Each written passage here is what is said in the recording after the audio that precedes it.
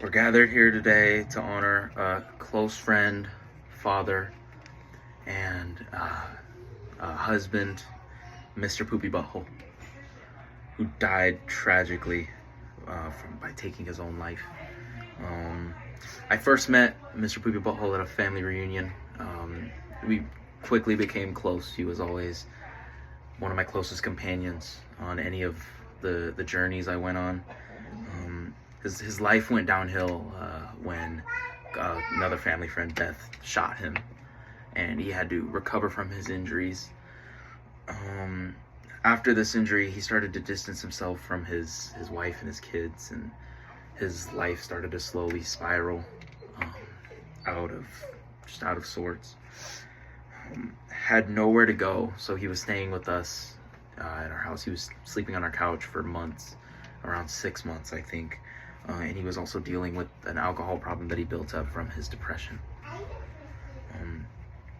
So I was with him around this time when he was struggling to deal with a lot of the problems that were built up because of a lot of the outside things, and I was there for him when nobody else really was. And, I was there when he started to become jealous and paranoid about his wife, seeing other people. Like, I remember he told me when his wife was doing Pilates with the dude, so he actually hired a predator to track her, like Predator from the movie, and said they were cheap because they live for the hunt. So, crazy dude. He's always up to something. That was one of the best things about him, was he was never stagnant. He struggled to accept that Predator actually got with his wife, and he struggled to accept that that was the best thing for them, because he was just trying to protect them, and they really did love each other, and he was just, the Predator was the father that he could never be. Although depressed, he was turning his life around, which is why I was surprised to find that he had taken his life under the same roof that I was living in. He's a great man I've known for years, who got dealt a bad hand and couldn't dig himself out. He wants to be remembered as a good-hearted man who cares about everyone around him more than himself. And he actually did leave a note that he wanted read at his funeral.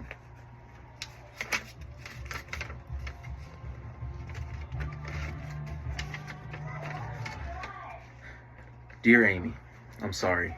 Sorry I couldn't remain the husband you needed. Sorry I couldn't be the parent you needed. And most of all, I'm sorry I didn't remain the same man you fell in love with all those years ago. I was wrong and almost brought you down with me. I love you, and I'm sorry for being everything besides what you needed. Dear Poopy Jr., I love you with all my heart, and I have since the day we first met in that hospital room. I already know you are going to do great things for the Poopy Butthole name. I'm sorry I couldn't be there to see it, and that your dad was a coward. I need you to be strong for me, stronger than I ever was, so that you can protect your mom and your family more than me. I love you, son. Make your dad proud.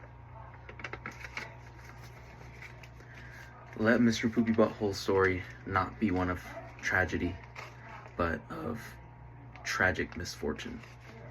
A man that was dealt a bad hand in life and couldn't dig himself out.